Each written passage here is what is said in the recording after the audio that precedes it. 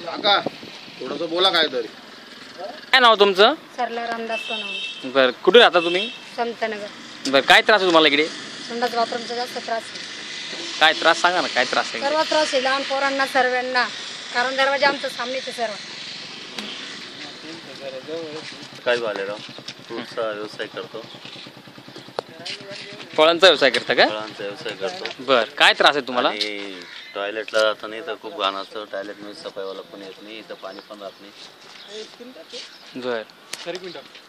आणि त्याच्यामुळं आजार वाढतो. आणि इथं कचरा पण टाकता, मच्छर पण, डास खूप त्रास, झोप लागत नाही डासमुळे. ते काय उघड्यावर बसता म्हटले का तुम्ही? हो, मच्छर खूप चावता म्हटलं. बोला. या रस्त्यावर उघड्यावर लहान मुलं बसता, त्याच्यामुळे खूप वास येतो. ते एखादी 4 व्हीलर जर अशी गेली ना, त्याच्या टायरला ते पूर्ण घाण लागून ते आमच्या दारापर्यंत येते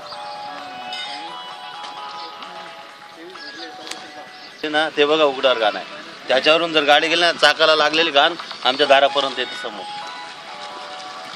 हा बोला. दरवाजे अर्धे तुटलेले आहे. मग तुम्ही कसं, लेडीज कसं काय त्याच्यात जातात, मग त्यांना काय त्रास होतो की नाही, कसं काय? तिकडे बरं बरं. म्हणजे जेंट्स लोकांना त्रास नाही होत का? हॅलो, सर्वच त्रास आहे इथं. तर ते दार नाही, दार ओपन दार असतं तसं बसावं लागतं. टॉयलेटचे भांडे तुटलेले आणि त्याच्यामध्ये दगड टाकले आणि बसायचा खूप प्रॉब्लेम होऊ राहिला. आमची थोडी व्यवस्था, दरवाजे वगैरे लावून सकाळी 6 वाजता जर उठलं तिथं नंबर लागलेला असं, डबे ठेवून अशी लाईन, दोनच संडास चालू असे नंबर लावलेला असतं मोठा लाईन, अर्धा जाऊन भांडे फुटलेले भांडे बसवून देणे